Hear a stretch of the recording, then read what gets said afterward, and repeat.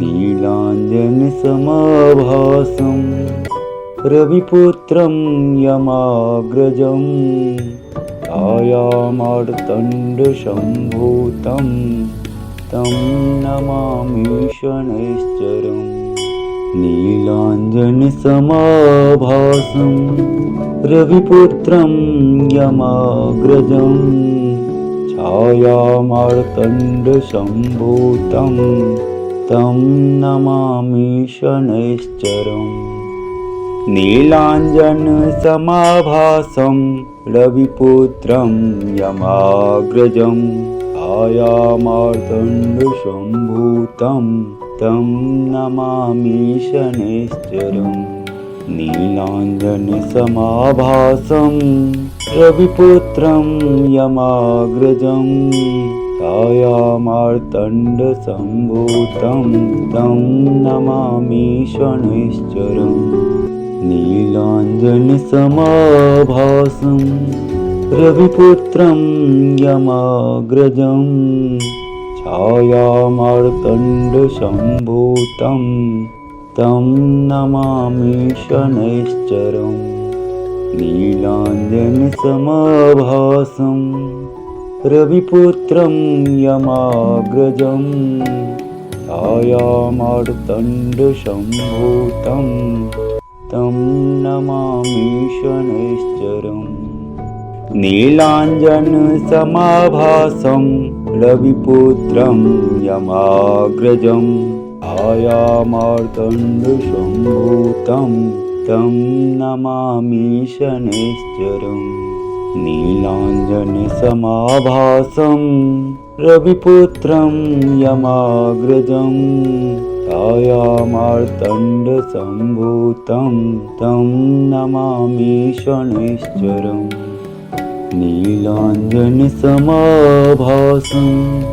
रविपुत्रं यमाग्रजं छायामार्तण्डसम्भूतं तं नमामि शनैश्चरम्। नीलाञ्जनसमाभासं रविपुत्रं यमाग्रजं छायामार्तण्डसम्भूतं तं नमामि शनैश्चरम्। नीलाञ्जनसमाभासं रविपुत्रं यमाग्रजं छायामार्तण्डसम्भूतं तं नमामि शनैश्चरम्। नीलाञ्जनसमाभासं रविपुत्रं यमाग्रजं छायामार्तण्डसम्भूतं तं नमामि शनैश्चरम्। नीलाञ्जनसमाभासं रविपुत्रं यमाग्रजं छायामार्तण्डसम्भूतं तं नमामि शनैश्चरम्। नीलाञ्जनसमाभासं रविपुत्रं यमाग्रजं छायामार्तण्डसम्भूतं तं नमामि शनैश्चरम्।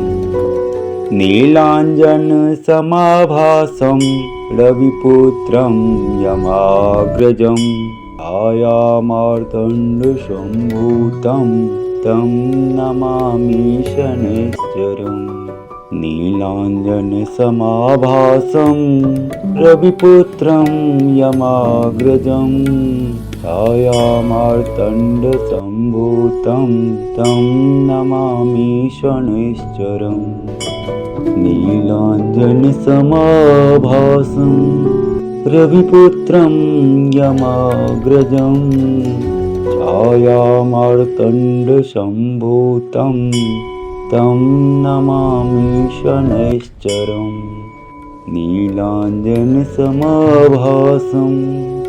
रविपुत्रं यमाग्रजं छायामार्तण्डसम्भूतं तं नमामि शनैश्चरम्। नीलाञ्जनसमाभासं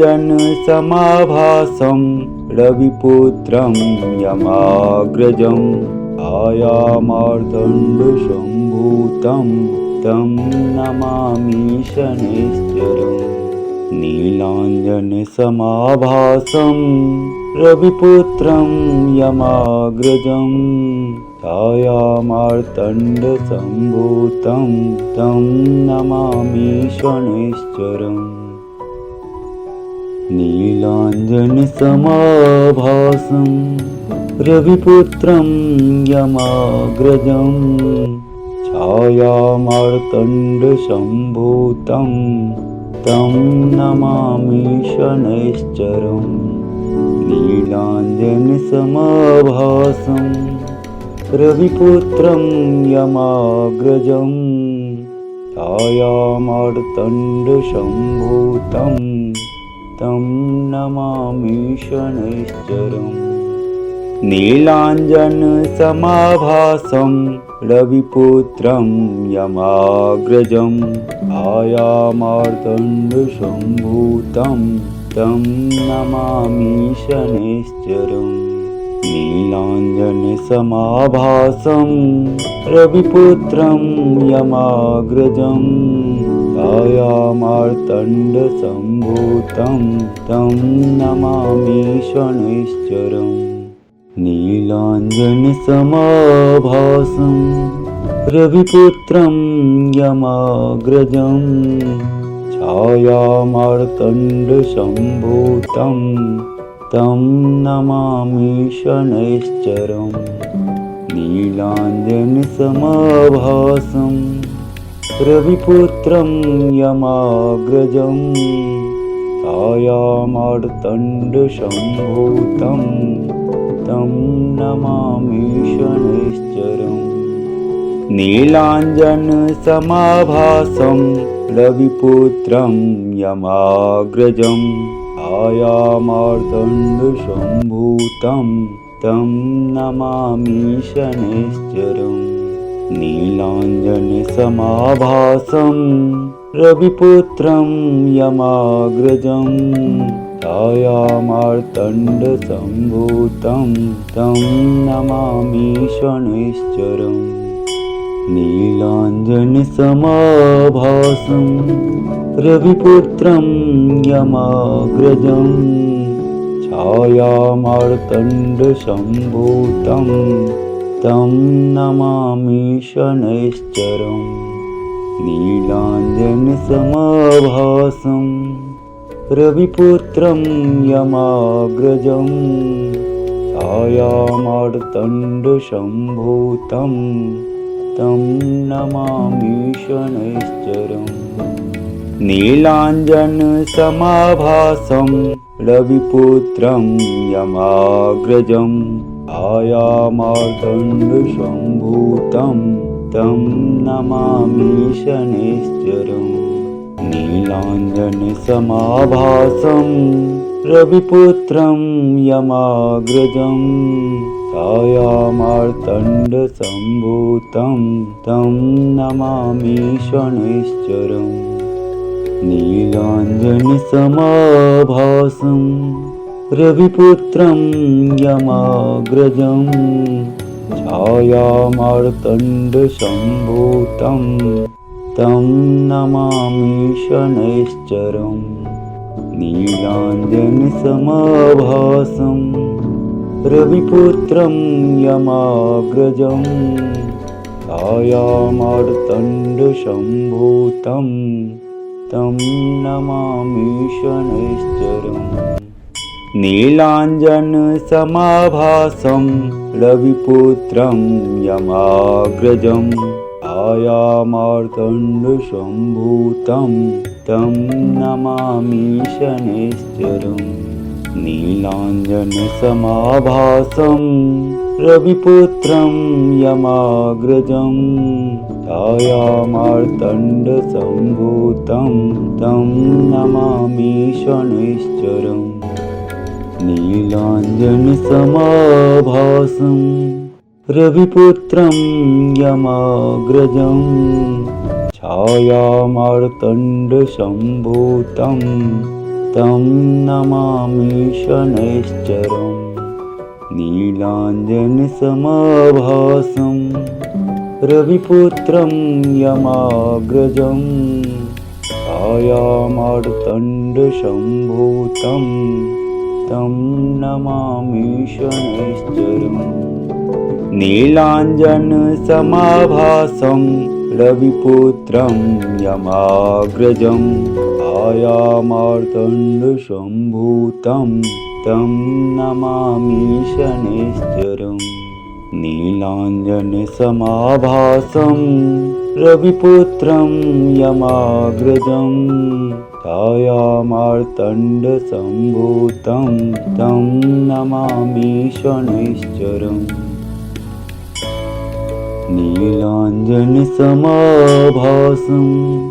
रविपुत्रं यमाग्रजं छायामार्तण्डसम्भूतं तं नमामि शनैश्चरम् नीलाञ्जनसमाभासं रविपुत्रं यमाग्रजं छायामार्तण्डसम्भूतं तं नमामि शनैश्चरम् नीलाञ्जनसमाभासं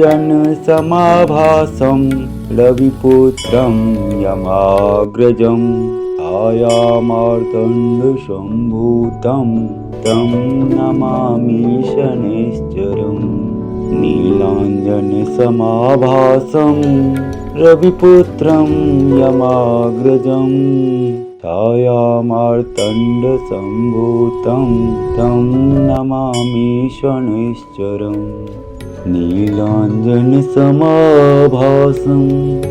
रविपुत्रं यमाग्रजं छायामार्तण्डसम्भूतं तं नमामि शनैश्चरम् नीलाञ्जनसमाभासं रविपुत्रं यमाग्रजं छायामार्तण्डसम्भूतं तं नमामि शनैश्चरम् नीलाञ्जनसमाभासं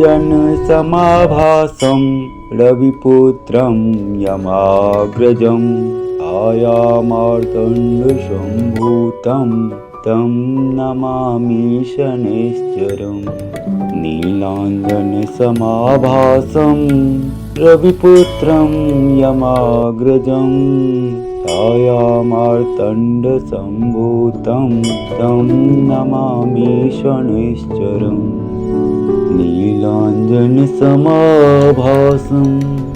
रविपुत्रं यमाग्रजं छायामार्तण्डसम्भूतं तं नमामि शनैश्चरम् नीलाञ्जनसमाभासं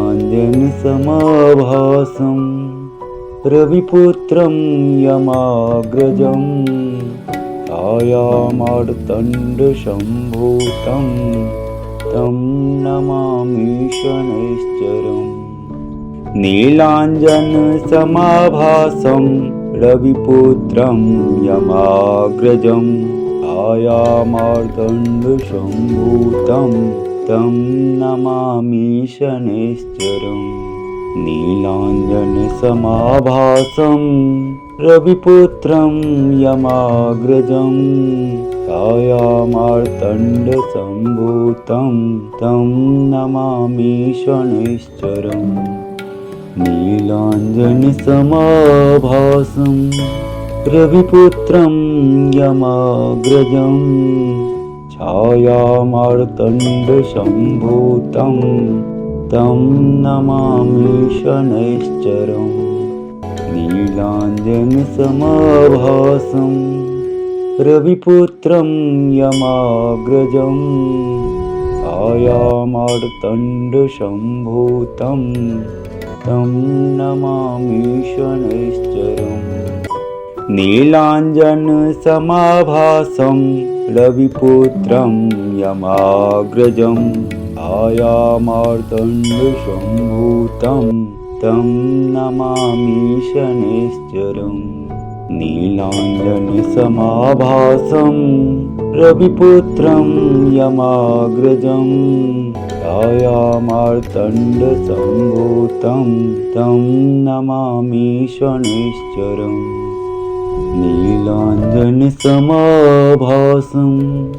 रविपुत्रं यमाग्रजं छायामार्तण्डसम्भूतं तं नमामि शनैश्चरम् नीलाञ्जनसमाभासं रविपुत्रं यमाग्रजं छायामार्तण्डसम्भूतं तं नमामि शनैश्चरम् नीलाञ्जनसमाभासं रविपुत्रं यमाग्रजं छायामार्तण्डसम्भूतं तं नमामि शनैश्चरम् नीलाञ्जनसमाभासं रविपुत्रं यमाग्रजं छायामार्तण्डसम्भूतं तं नमामि शनैश्चरम् नीलाञ्जनसमाभासं रविपुत्रं यमाग्रजं छायामार्तण्डसम्भूतं तं नमामि शनैश्चरम् नीलाञ्जनसमाभासं रविपुत्रं यमाग्रजं छायामार्तण्डसम्भूतं तं नमामि शनैश्चरम् नीलाञ्जनसमाभासं रविपुत्रं यमाग्रजं छायामार्तण्डसम्भूतं तं नमामि शनैश्चरम् नीलाञ्जनसमाभासं रविपुत्रं यमाग्रजं छायामार्तण्डसम्भूतं तं नमामि शनैश्चरम् नीलाञ्जनसमाभासं रविपुत्रं यमाग्रजं छायामार्तण्डसम्भूतं तं नमामि शनैश्चरम् नीलाञ्जनसमाभासं रविपुत्रं यमाग्रजं छायामार्तण्डसम्भूतं तं नमामि शनैश्चरम् नीलाञ्जनसमाभासं रविपुत्रं यमाग्रजं छायामार्तण्डसम्भूतं तं नमामि शनैश्चरम् नीलाञ्जनसमाभासं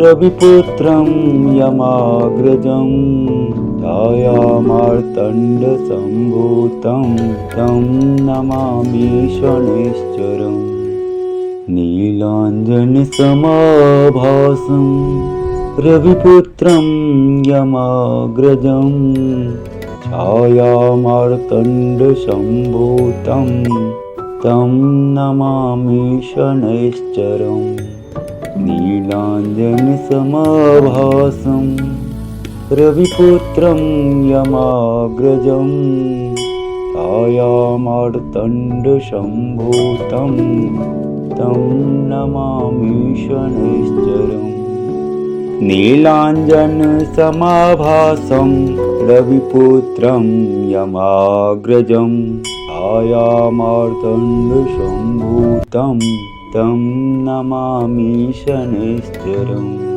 नीलाञ्जनसमाभासं रविपुत्रं यमाग्रजं छायामार्तण्डसम्भूतं तं नमामि शनैश्चरम् नीलाञ्जनसमाभासं रविपुत्रं यमाग्रजं छायामार्तण्डसम्भूतं तं नमामि शनैश्चरम् नीलाञ्जनसमाभासं रविपुत्रं यमाग्रजं छायामार्तण्डसम्भूतं तं नमामि शनैश्चरम्। नीलाञ्जनसमाभासं रविपुत्रं यमाग्रजं छायामार्तण्डसम्भूतं तं नमामि शनैश्चरम्।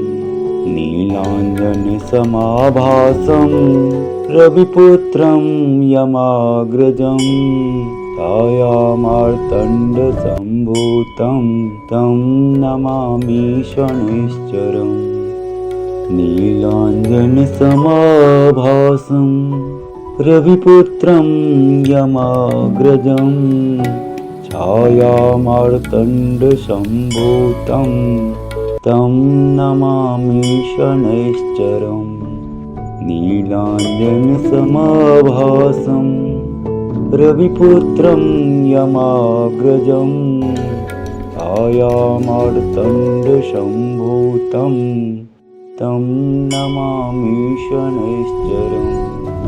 नीलाञ्जनसमाभासं रविपुत्रं यमाग्रजं छायामार्तण्डसम्भूतं तं नमामि शनैश्चरम्। नीलाञ्जनसमाभासं रविपुत्रं यमाग्रजं छायामार्तण्डसम्भूतं तं नमामि शनैश्चरम्। नीलाञ्जनसमाभासं रविपुत्रं यमाग्रजं छायामार्तण्डसम्भूतं तं नमामि शनैश्चरम्। नीलाञ्जनसमाभासं रविपुत्रं यमाग्रजं छायामार्तण्डसम्भूतं तं नमामि शनैश्चरम्। नीलाञ्जनसमाभासं रविपुत्रं यमाग्रजं छायामार्तण्डसम्भूतं तं नमामि शनैश्चरम्। नीलाञ्जनसमाभासं रविपुत्रं यमाग्रजं छायामार्तण्डसम्भूतं तं नमामि शनैश्चरम्। नीलाञ्जनसमाभासं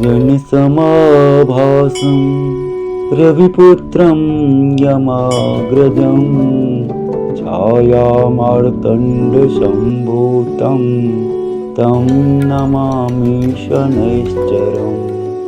नीलाञ्जनसमाभासं रविपुत्रं यमाग्रजं छायामार्तण्डसम्भूतं तं नमामि शनैश्चरम्। नीलाञ्जनसमाभासं रविपुत्रं यमाग्रजं छायामार्तण्डसम्भूतं तं नमामि शनैश्चरम्। नीलाञ्जनसमाभासं रविपुत्रं यमाग्रजं छायामार्तण्डसम्भूतं तं नमामि शनैश्चरम्। नीलाञ्जनसमाभासं रविपुत्रं यमाग्रजं छायामार्तण्डसम्भूतं तं नमामि शनैश्चरम्।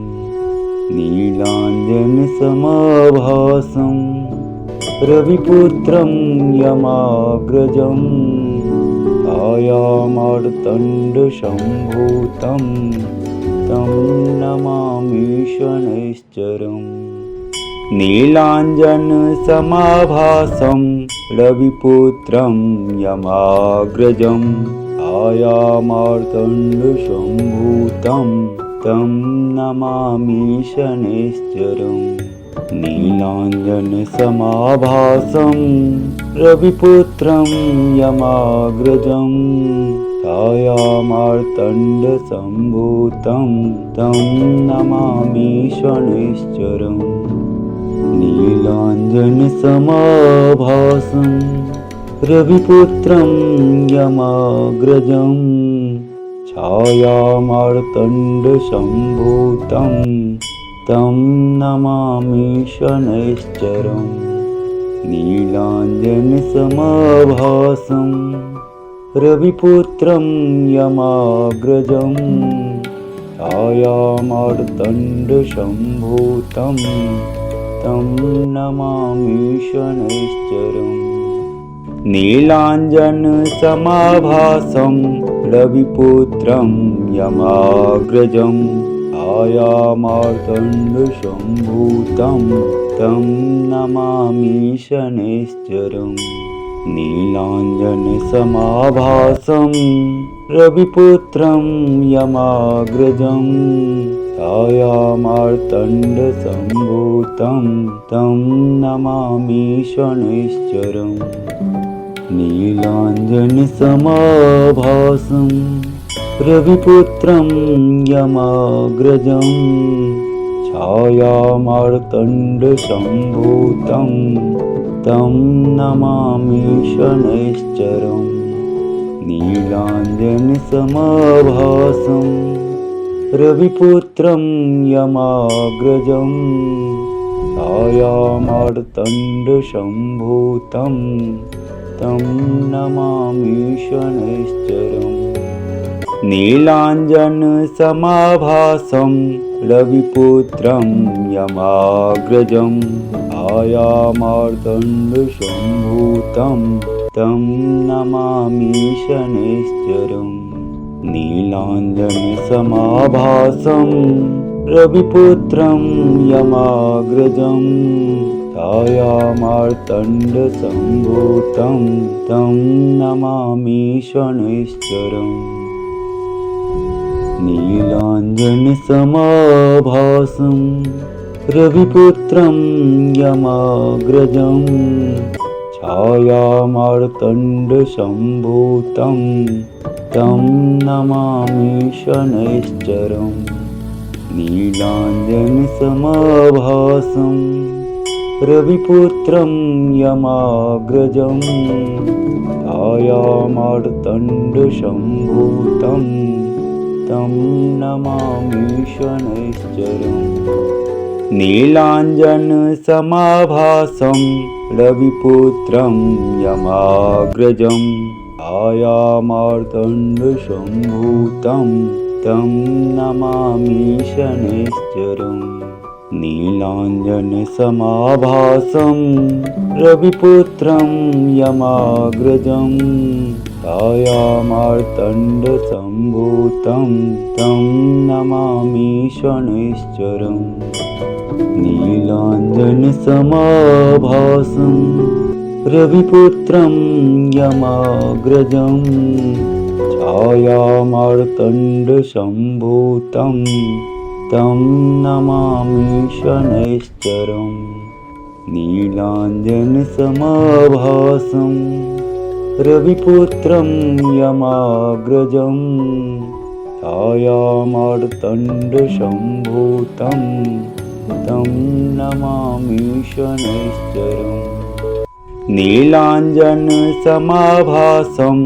रविपुत्रं यमाग्रजं छायामार्तण्डसम्भूतं तं नमामि शनैश्चरम् नीलाञ्जनसमाभासं रविपुत्रं यमाग्रजं छायामार्तण्डसम्भूतं तं नमामि शनैश्चरम्।